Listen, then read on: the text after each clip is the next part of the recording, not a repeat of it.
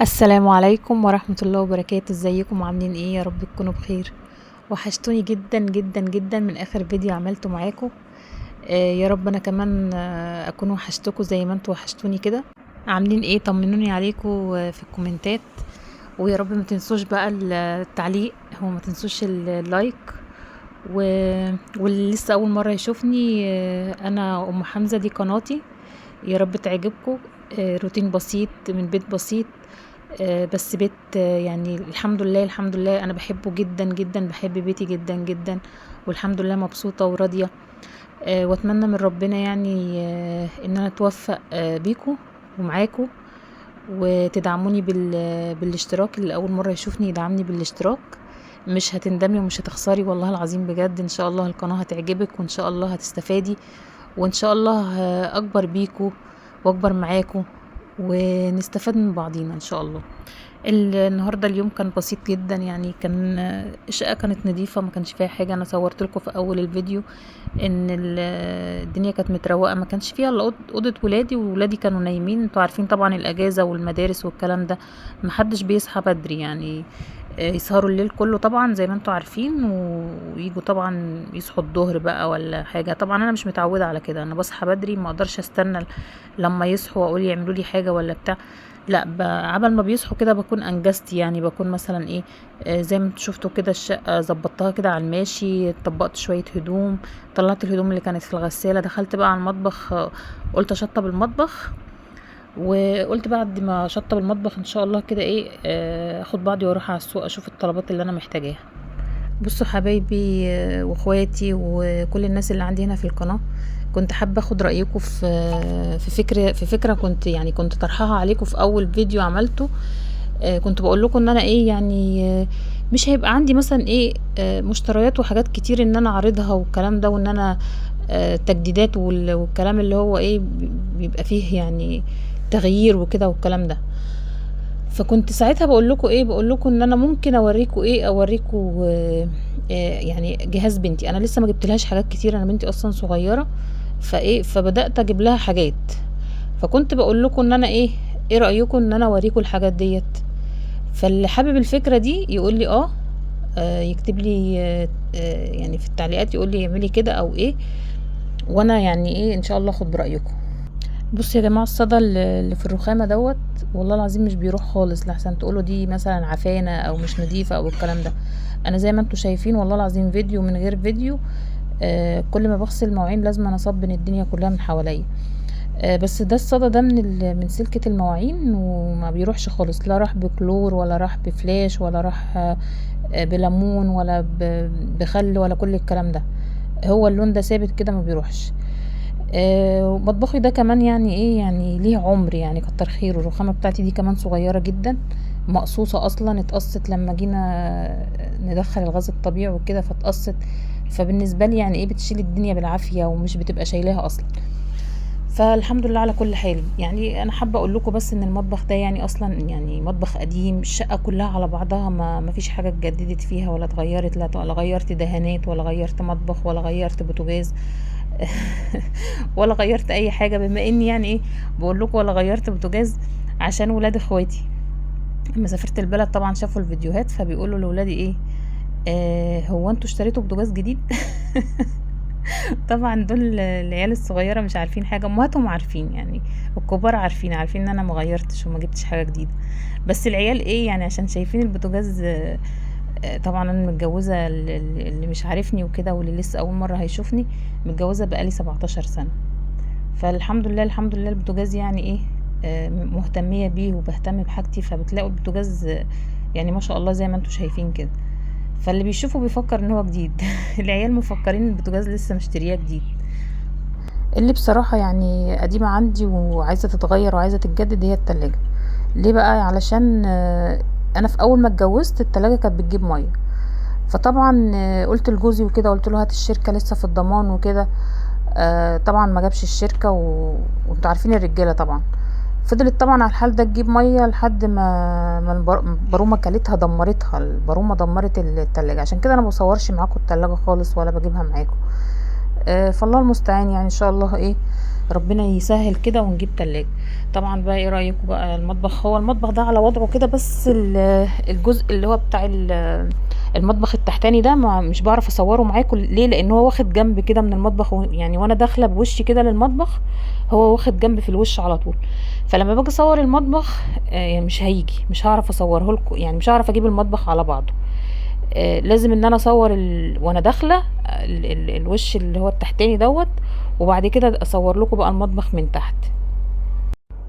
طبعا بقى رحت السوق، جبت شويه طلبات بقى، يعني ليمون، كوسه، جبت بطيخه، جبت شويه الفراوله دول. طبعا كانت خلاص الفراوله بتشطب. الفيديو ده انا اصلا مصوراه بقالي كذا يوم وما نزلتوش، يعني يا دوب ان انا لسه بسجله.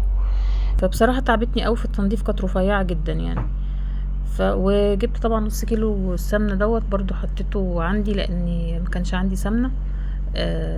كان عندي سمنه بلدي بس ما عنديش السمنه ديت، يعني لان انا ما بستعملش السمنه البلدي في كل حاجه، انتوا عارفين طبعا ان هي غاليه، فالواحد بيستعملها في حاجات معينه. عندي برضو دهن. امي يعني ربنا يخليها لي يا رب، ما تحرمش منها، كانت بعتهولي في العيد، بس لسه ما سيحتوش. ان شاء الله ايه هسيحه كده وبعمل بيه محشي، بعمل بيه طبيخ، يعني الحاجات دي. انما السمنه البلدي طبعا للرز، للبيض، للحاجات دي. والسمنه دي برضو بخليها مثلا ايه في حاجات معينه كده ممكن اعملها، ممكن اعمل معجنات، ممكن اعمل حاجه، فبخليها ايه يعني للضروره ان انا احتاجها مثلا لاي حاجه، ما بستعملهاش كتير يعني. فمسكت بقى الفراوله زي ما انتوا شايفين كده، نضفتها وظبطتها وايه وكيستها وحطيتها في الفريزر، وخليت شويه بس ايه على اساس ان احنا ايه لو حبينا نعمل عصير ولا حاجه. اللي وصل بقى معايا لحد هنا وكمل معايا لحد اللحظة دي، يا رب يا رب بجد ما تنسوش تدعموني باللايك وبالكومنت الحلو منكم، والناس الجديدة اللي لسه اول مرة تتفرج عليا تدعمني بالاشتراك. مش هتخسر حاجة والله، الاشتراك بتاعك مش هيخسرك حاجة والله بجد. ان شاء الله تكسبي يعني معلومة، تستفادي بحاجة، خصوصا لو يعني ايه لو ظروفك زي ظروفي كده ووضعك زي وضعي، ان شاء الله ايه يعني تتشجعي وتتحفزي، ونشجع بعض ان احنا نحب حياتنا ونحب بيوتنا نحب كل حاجة حوالينا يعني. اللي اول مرة يشوفني بقى ومش فاهم انا ليه شطفت الفراولة بمية من الشفاشق، انا شطفتها بمية من الشفشق عشان المية اللي عندي مش مية حلوة. المية الحلوة عندي بتشتغل ساعات معينة، يعني مثلا ايه ممكن تشتغل مثلا من الفجر لحد الساعة مثلا 1 الظهر، بعد كده خلاص بقى بتلاقي المية عندي بقى مية مطور، وبتشتغل بقى ايه يعني بقية اليوم بقى. فطبعا لازم نشطف الخضار وطبعا يعني حتى في تنظيف المواعين ما بتنضفش كويس. قلت طبعا هعمل لهم بقى الغدا بتاعنا النهاردة كان صينية كوسة بالبشاميل. ارجع بقى معاكم لفكرة ان انا اعمل سلسلة لجهاز بنتي، واوريها لكم وتبقوا معايا واحدة بواحدة وخطوة بخطوة، ونشوف ايه اللي يتجاب وايه اللي ما يتجابش، وايه اللي ليه لازمة وايه اللي ملوش لازمة، وايه الحلو في السوق وايه الوحش، وتاخدوا يعني افكار من الحاجات اللي انا ممكن اجيبها او اعملها.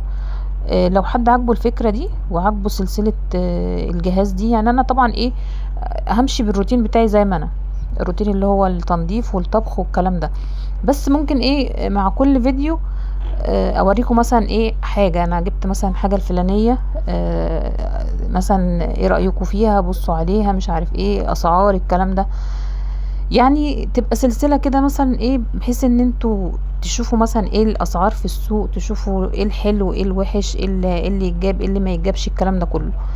فقولوا لي كده واكتبوا لي في التعليقات الفكرة دي هتبقى حلوة وهتنفع ولا مش هتنفع، اعملها ولا ما اعملهاش، وعلى حسب التعليقات يعني هشوف. بصراحة اصل الموضوع دوت انا فكرت فيه، مش عارفة متحمسة له وساعات ببقى مش متحمسة له، فهشوف يعني رأيكم في الكومنتات وكده، وقولوا لي واكتبوا لي، وان شاء الله هشوف كده ولو عجبني يعني رد الفعل بتاع المتابعين وكده، واللي مش متابعين برضو المشتركين الجداد اللي هيشوفوا الفيديو اول مرة وممكن يشتركوا عندي ويقولوا لي برضو، ان شاء الله همشي برأيكم، حتى لو رأي واحد والله ان شاء الله همشي بيه، لو رأي واحد بس ان شاء الله همشي بيه. مسكت بقى الكوسة قليتها، خرطتها الاول زي ما انتوا شايفين كده ومسكتها قليتها في في الزيت، زيت عادي خالص اللي هو الزيت بتاع التومين عادي، عشان شفت ناس بتقول ايه بتتقلي في سمنة. لا عادي خالص، هي بتتقلي عادي اكنك بتقلي، اكنك هتعملي مسقعة يعني، عادي خالص بتتقلي في زيت، وزيت عادي خالص اللي احنا بنقلي فيه. والله يا جماعة انا كنت مترددة ان انا اقول لكم على فكرة موضوع الجهاز بتاع بنتي دوت ان انا اصوره معاكم وكده، لان والله العظيم بصوا انا هتكلم معاكم بصراحة، انا بتكلم معاكم على طبيعتي جدا جدا، وبتكلم معاكم على ان انتوا صحاب مش مشتركين. في القنوات دي اكبر مني طبعا ومن زمان. القنوات دي يعني ايه ممكن اخش اتفرج عندها، والله العظيم ببقى لسه يا جماعه منزله الفيديو، وانا طبعا عشان القناه بتاعتي لسه صغيره بتبقى المشاهدات عندي قليله قوي، وبيبقى الفيديو ما تشافش يعني، كبيره قوي يبقى مثلا 100 مشاهده في اسبوع. بلاقي يعني قنوات واخده يعني حاجات من الفيديوهات بتاعتي اللي هو افكار وحاجات، وعاملينها منزلينها عندهم. مش هكدب عليكم انا بتضايق ليه بقى، لان انا مش هتشاف يعني، فكرتي خلاص كده اتدفنت، مش هتتشاف ليه، لان انا قناتي لسه صغيره. بلاقيهم هم بقى القناه بتاعتهم اكبر، ف فالفكره اللي انا يعني تعبت عشان انا يعني عشان اعملها او عشان اقولها، او كنت فرحانه قوي ان انا جايه اقول لكم مثلا الفكره دي، الاقي حد تاني خدها بكل سهوله وعملها. طبعا الكلام ده بيضايقني جدا جدا، لدرجه ان انا خلاص والله العظيم بجد بطلت اتفرج عندهم، بسبب ان انا بلاقي الافكار بتاعتي ديت حتى لو فكرة واحدة بلاقيهم واخدينها. فبصراحة الموضوع ده بيزعلني قوي. مسكت بقى في صدر الفرخة، كان صدر فرخة عندي، كانت الفراخ دي جاية من عند امي مربية الفراخ دي في البلد يعني وكده، فراخ بيضة عادية يعني مش فراخ بلدي. قطعت الصدر وزي ما شفتوا كده عملته ببصل، وكان عندي فلفل متفرز فلفل الوان، حطيته عليه وتبلتها بقى بالتوابل اللي عندك يعني، اي توابل عندك حطيها، وسنة سكر. سنة السكر دي يعني بصوا مع البهارات اللي عندك كلها، مثلا 7 بهارات، فلفل اسمر، كمون، بابريكا، بتحطي معاهم سنة السكر دي. بصي شفتي مرقة الدجاج، شفتي الحاجات اللي هي بتبقى ليها طعم كده حلو كده ومسكر من بره، سنة السكر دي في الاكل مع البهارات دي بتعمل بقى كده، بتعمل زي مرقة الدجاج، بتعمل زي الاطعمة اللي هي بتبقى من بره يعني، الاطعمة اللي احنا بنبقى مش عايزين العيال تشتريها ومش عارف ايه اللي بتبقى في الاندومي وفي الكلام ده. والله بجد يا جماعة سنة السكر دي بتدي الطعم ده بالظبط. وكنت بشرب برضو طماطمايه، وحطيت سنة توم كده من الفريزر، بحطها برضو مع الفراخ. وعملت البشاميل اللي كان نص كيلو لبن، وعليه كوباية كده يعني، قيمة كوباية وشوية شوربة، وحطيت مكعب مرقة، وبحط شوية فلفل اسمر.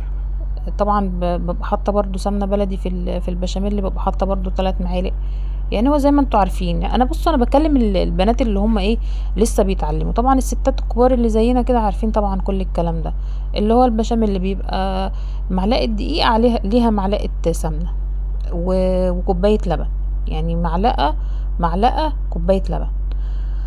وزي ما انتوا شايفين بقى يعني ايه، رحت رصيت الكوسه. هو ده كيلو كوسه، اللي هيشوفه هيقول ايه ده قليل قوي وده هيكفيهم ازاي؟ لا والله يا جماعه الحمد لله، البركه من عند ربنا، بيكفي وبيفيد كمان لتاني يوم. وهي طبعا ايه لما بتتقلي هي بتخس، بس طبعا ايه مع البشاميل مع الفراخ مع الفلفل الالوان، كل الحاجات دي بتكترها، واحنا كمان بناكلها بعيش يعني، ايه بعمل جنبها شويه رز بس كده وخلاص، وبناكلها بعيش. حابه بقى اقول لكم على حاجه يعني هي حاجه ايه يعني، اللي هو انتوا بتتكسفوا تكتبوا لي في التعليقات يعني. انا كذا مره وكذا فيديو قلت لكم انا نفسي اعرف متابعيني، عايزه اعرف انتوا بتتابعوني من انهي بلد، اتعرف عليكم يا جماعه، عايزه اتعرف عليكم يعني، انتوا تابعتوني يبقى بتحبوني، يبقى عجبتكم. طيب قولوا لي، طيب انتوا مين بتتابعوني من انهي من انهي بلد؟ مستخسرين فيا تكتبوا لي في التعليقات ولا بتتكسفوا؟ طب لو مش عايزين تكتبوا تعليق، صلوا على النبي في الكومنتات يعني، الصلاة على النبي يعني ايه هتبقى مكسب ليا وليكم، اللي هو ايه انزلي صلي على النبي كده يعني، اعرف حتى اسمك يعني، اعرف اسمك من الكومنت بتاعك.